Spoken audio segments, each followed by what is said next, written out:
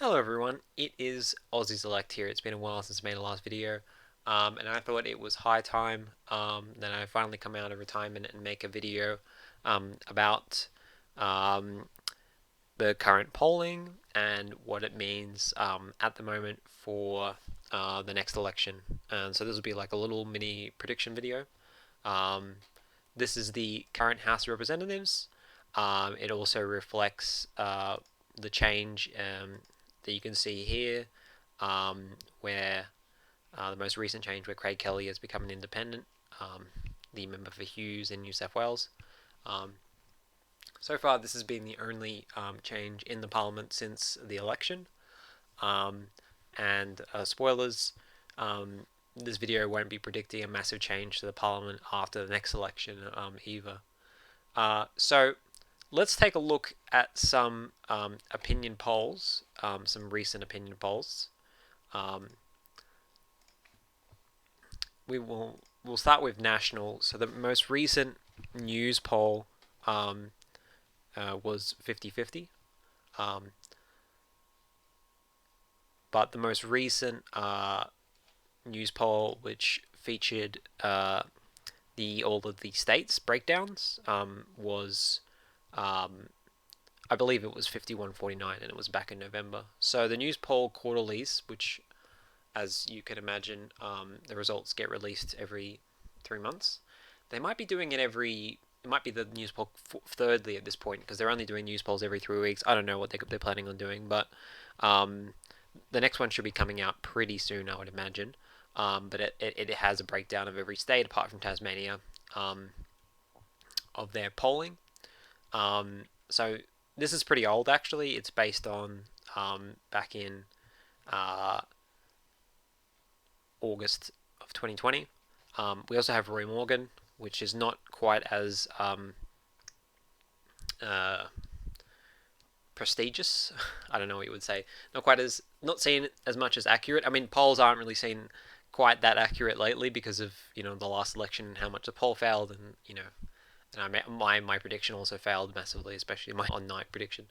Um, but yeah, we have some results from Roy Morgan, not with the details about each party, but we do have two party preferreds based on each state breakdowns, which was released only last month. So we sort of have something relatively recent.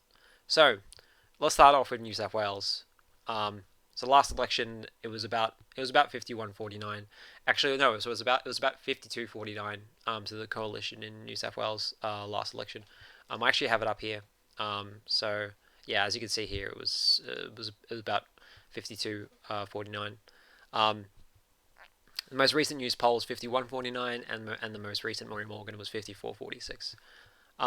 So if I was to kind of weight news poll a little bit more because I feel like it's a bit more accurate, but then also consider Roy Morgan because it's a lot closer to the date, I'd probably give them about 52-49. I'd say to the coalition. I'm not going to get into, and possibly there's an interesting time to make a video about this because all the scandals coming out in the last couple of weeks. I don't know how that's going to impact polling. I'm not sure if it will impact it at all. And the news poll quarterlies, it might not even factor it into that. I mean, depending on when it's released. So I don't know. I would think that the coalition is going to be hit by a little bit. So this might be a bit better than the coalition than they are now at this point. But yeah, I'm going to say 52-49, which is about a 0.25% swing based on the last election. We look at Victoria, 55, 54, 40, 55, 45, 55. So I'm going to just say it's this because they're both the same, which is about, I believe, a 2% swing to the coalition. Queensland, we have some very different results here, 57-43 and then 52-48. I'd average that out at about, I don't know, 54.5 or so to the LNP. Western Australia, 53-47 LNP, but you have the ALP ahead in the most recent poll. So I'd average that out at maybe, I don't know, 51 to the coalition, which if we look down at how much of a swing that was, That's quite a big swing. It's about a 4.5% swing, actually. Look at South Australia. Uh, Average that out at about, I don't know, 50.5, maybe 51, which is a little bit of a swing. It's about, say, a 1% swing to the coalition. Um, and then Tasmania, pretty bad sample sizes. We got conflicting results here from only from Roy Morgan, not from Newspoll, because Newspoll doesn't do Tasmania. Um, and I don't know, I'd probably give this about a 50-50 because, so that's about, I mean, that's a bit of a swing. That's a 6% swing to the coalition. So, yeah, take Tasmania with a grain of salt. Now we're going to look at the post-election pendulum for the 2019 federal election. Just tell us what these swings kind of make us think about the whole situation at the moment in House of Representatives. Um, if this swing was uniform based on each state, we would have the Labor Party picking up Macquarie. The coalition picking up Macquarie. As for any other seats, Eden Monaro looks close. It depends how large the swing is going to be, but I'm not going to give it to them. Queensland, swing the Labor. New South Wales, no. So even though the Labor Party have some pretty small margins, the only seat that I'd be thinking that the coalition would pick up would be Macquarie, based on these uniform figures. As for the coalition, Labor Party picking up Chisholm. They'd be picking up Swan. And they'd be picking up Longman if there's a 4% swing. And they would barely miss out on picking up Leichhardt. And they would not pick up Higgins because, as I said, it's only a 2% swing. So, based on that, we would give the coalition another seat in New South Wales. I'm going to also assume, actually, that the coalition would pick up Craig Kelly's seats back in Hughes. But then Labor would pick up a seat in Queensland. And Labor would also pick up a seat in Western Australia. So, yeah, the Parliament wouldn't look too much different. The Labor Party would pick up that seat in Queensland, which would be Longman. The Coalition would pick up Macquarie in New South Wales. Labor Party would pick up Chisholm in Victoria, and the Labor Party would pick up Swan in Western Australia. So you would have the Coalition missing out on a majority by one seat. Labor Party at 70, Greens 1, Centre Alliance 1, Katter 1, Independent 3. This is also assuming that the coalition win back Craig Kelly's seat in New South Wales, which would be, if Craig Kelly somehow wins the seat, it would look like this. But I don't think Craig Kelly's winning that seat. So there's a few things I want to point out here before we kind of do a final kind of sort of conclusion on this. The first thing is redistributions. They're going to get rid of a seat in Western Australia. So there actually should be one less seat here. And it's somewhat likely that that seat might actually be Pierce, which is where the man of the hour is Christian Porter, what his seat is. And they're talking about another seat in Victoria. Not sure where that's going to be. As apart from anything else, I'm not sure if there's going to be any other changes around, but possibly we could see, Victoria is sort of like Labor heartland. There might be a swing there. So you might see maybe one less coalition seat, one more Labor seat. And it will stay as a 151 parliament. But yeah, redistributions will definitely change things. We'll get a whole lot of figures about what is now a notionally stuff, and the post-election pendulum will look different. So that'll be interesting when that comes out. But for now, this is based on the current parliament, what it's looking like, based on the current pendulum, I should say. But yeah, you'd possibly see another Labor seat in Victoria. So I'm just gonna. I don't know how I should do this. Maybe I'll just take away coalition seat in Victoria. So this is still not looking too bad for the coalition. They do have a plurality of seats. I think, given this was based on the news poll, and I believe, I'm not sure what the Roy Morgan poll, actually I should probably look at that, actually, what the Roy Morgan poll was. I don't know if it actually had a, no, this was it here, yeah, so 50.5 to the ALP, yeah. So I'd say, because I'm kind of looking at the average of these two polls, that possibly my kind of summarization has the coalition maybe 50.5 to 49.9, or maybe this is 50-50, I'm not sure. But Andrew Wilkie, he's known to go with Labour Party, so they'd put up, with the Greens, they'd put up to 73. Bob Katter is known to go with the coalition, so they'd get the coalition up to 75. Then it comes down to Rebecca Sharkey, who seems somewhat sympathetic to the coalition, and then the woman in Indi, I'm sorry, I forgot her name, who is in what would otherwise be a national seat, probably, and then Zoe Stegel, which is in what would otherwise be a Liberal seat.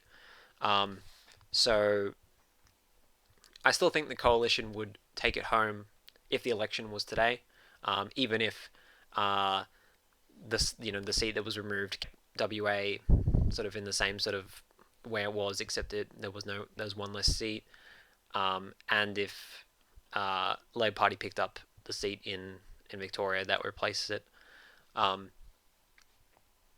I think the coalition would still be ahead. It showed that, definitely in the last election when it came to the redistribution, it massively favoured the Labour Party, but the coalition still managed to gain a net positive of one seat, so it really showed that the coalition did really well. But it's definitely in the coalition's ballpark at the moment.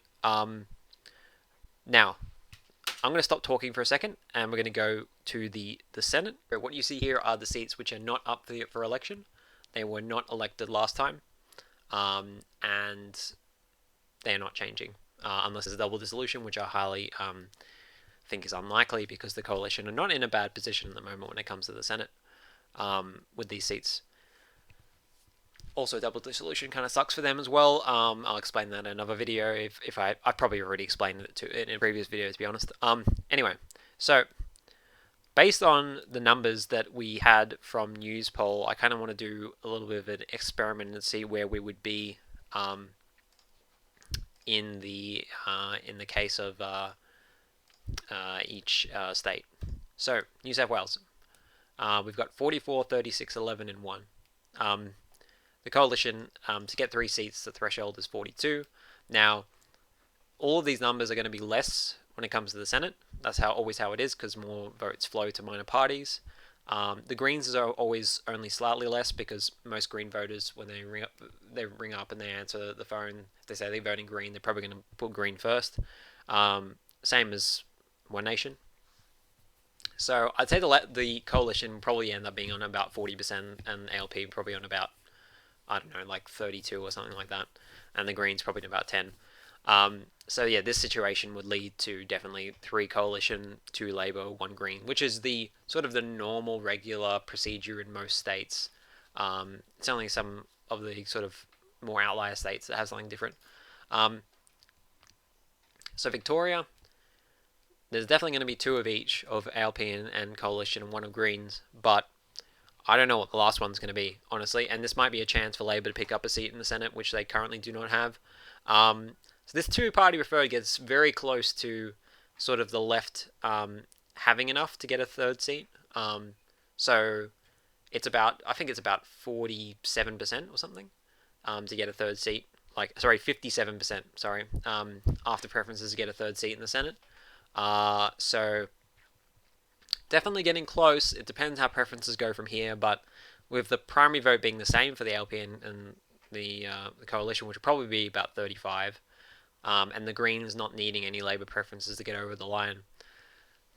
It's all down to preferences. I don't know what the minor parties are. Nobody's voting for Pauline Hanson's One Nation in Victoria, even though there's sort of the the primary vote for the major parties is kind of. I mean, it's just because the primary vote for Labour is just so high there. That's why it's so weird. Um, Queensland. So this is another one that Labour really need to look at. Um, so the coalition on 45, Labour 29, Greens 12, One Nation 9. Pauline Hanson is up for election again, which is definitely going to do better for her than if she wasn't, if it was Malcolm Roberts. Malcolm Roberts got elected last time. Um, very good performance there by Malcolm Roberts getting elected just by his party name, um, and not having to rely on Pauline Hanson running on the ticket. Um, so I think that Pauline Hanson will get a seat. I think it's going to be difficult to, unless something really happens to her. I don't think it's going to be difficult for her to not get a seat. Um, as for whether or not the ALP and Greens can get 3 seats in between the two of them, I don't know, because the coalition is very, very close to that threshold of getting 3 seats on their own, which is 42, and they have 45 here, which probably end up being about 41. The Greens probably end up having 11, and the coalition, the Labour, based on these numbers, will probably end up having about 25. So the ALP need about 29. Like, they got 29 in 2010, which is how they got 2 seats, and the Greens, I believe, got like 12. So that's how they managed to. That was the last time the LP and Greens managed to get 3 seats between them. That's when Pauline Hanson One Nation was not around really, or not popular, I should say. So it's going to be tricky, but this is one that definitely the ALP are going to be looking at. Western Australia, same sort of story where it's going to be 3-2-1. WA is always going to be like that. Well, One Nation do have a sort of a high-ish vote, but I don't think it's going to be enough to beat out Labor or the Greens getting those last seats, or the coalition for that matter. South Australia 3-2-1. Nobody's really voting for the Centre Alliance anymore, so it's going to be reverting to the standard basically. And then Tasmania, I'll talk about that a little bit, but let's change to the map. Alright, so let's enter all these. Let's start with the worst case scenario for the Labor Party, and which is the case which I think is at the moment looking somewhat likely, which is basically a repeat of last election, except that instead of Jackie Lambie getting a seat because she's not running, it'll be a coalition, which if the opinion polls are correct, and it is about 50-50, seems pretty likely that the coalition are going to get 3 seats here. So this would be very good for the coalition. They'll have 37 seats, and they can pass anything with only the help of One Nation. One Nation tends to vote with them quite regularly, quite often, quite usually. It does mean that they have no other options to pass legislation, which kind of sucks for them. But it's better than not being able to pass legislation at all, or needing also Jackie Lambie as well. So, of course, they could pass things with the Greens, but that's not going to happen. Okay, so as I discussed, what can Labor do? They can win this seat here. Definitely possible. It's going to be something they're going to be looking at. I think they're going to be targeting Queensland very, very hard when it comes to the election campaign, whatever it is. I don't know if it's going to be in September, November next year, but they'll be targeting Queensland pretty hard, and that is a seat that they will be looking at trying to win. As I said, they did it in 2010, so you'd think that they possibly could do it again, but it does mean the coalition would have to get under 42, or One Nation somehow under Pauline Hanson on the ticket would have to not be able to beat the Labour Party on preferences, or the coalition on preferences. Yeah, so I mean this is possible. That'd be a major upset for Pauline Hanson, but I think this is more likely. The Labour Party somehow get the coalition vote down to under 40%, and then somehow hope they don't get any preferences, but I don't think it's that likely, to be honest. The other option is Labor getting 3 seats in Victoria. I don't remember the last time this happened. I know because of the old group voting ticket system, there was always random people who would get elected here in this final seat in Victoria. I think it was the Democratic Labour Party in 2010. Not sure who it was in 2007. Maybe Labour won that seat, but it is possible for them to do it, especially if they remain as popular as they have been in Victoria and they get an extra swing. I don't believe they were in the last 2 parties running. Their primary vote was actually kind of horseshit last time, I believe. If I can, actually, I'll find it. Yeah, so their primary vote last time was 31, which is I don't think is enough to win 3 seats, but the coalition only had 36 and they managed to win 3 seats. The Justice Party came close. I believe they were the most likely to win the seat after the coalition. Of course, the coalition were massively ahead. I mean, well, they had 6%. The Justice Party only had like 3%. Yeah, so um, I don't think this is necessarily very likely for the Labour Party to win 3 seats there. It just once again depends how popular they are. I don't know if really the Labour Party will be campaigning that much in Victoria this time because it's sort of already they've already kind of got it down in terms of the House of Representatives. I mean, they can win Chisholm, um, but I don't know how much more popular the Labour Party can really be in Victoria. And Daniel Andrews is not really doing them much favours. I mean, some people would argue he's doing a lot of favours. I don't know. And the last option is we haven't really talked about it, is Tasmania. If those opinion polls are correct, then this would be absolutely a no. I don't think. Um, but Tasmania has been quite lefty in the past. In 2010, this is what happened. There was 3 Labor seats, 1 Green, 2 Coalition. And remember, 2010 was only an election that Labor won by the skin of their teeth. I believe the two-party preferred was something like 50.3 or something to the Labor Party. So it's not a huge milestone to reach, but it probably would mean that they would have to have an over 50% two-party preferred federally, and it would mean they'd have to do pretty good in Tasmania. I'm almost certain that Tasmania is going to be a massive battleground next election for the Labor Party, because there are marginal seats there, and I didn't actually talk about that much, and also that Senate seat is winnable. Um, and if the Labor Party would manage to win that seat, um, if the coalition were to win government again in the House of Representatives, it would at least deny them the ability to pass legislation with only one nation, which would be good for them, the Labor Party. They would still be able to pass it with Jackie Lambie, but if Labor were to win government on this, um, it would be very difficult for them because they would have to rely on one nation, which is I don't think it's something they really want to do. Um, yeah. So going back to Tasmania again, we've got here Bass with a margin of 0.41, and we've got Braddon with a margin of 53.09. Yeah, this is a reason that the Labor Party will be targeting Tasmania. If you look down here, the most marginal seat in Tasmania for the Labor Party is Lyons with a 55. I don't think that's going to happen. I mean, it could happen if it was the swing was as much as those opinion polls seem to say they are, but yeah, I highly doubt that. So yeah, Tasmania is definitely going to be a focus for the Labor Party, and if they want to win government, and they want it to get a better place in the Senate, they're probably going to be looking for it. All right. So in conclusion, what do I have to say about this? Well, at the moment, things are looking all right for the coalition. I think it's going to be difficult even at this stage for them to get a majority government in the House of Representatives. I don't think they're in as good of a place as at the election, which is surprising because the coronavirus they handled that pretty well. By world standards, that's for sure. Um, but there are scandals and stuff happening, and this government is getting pretty old.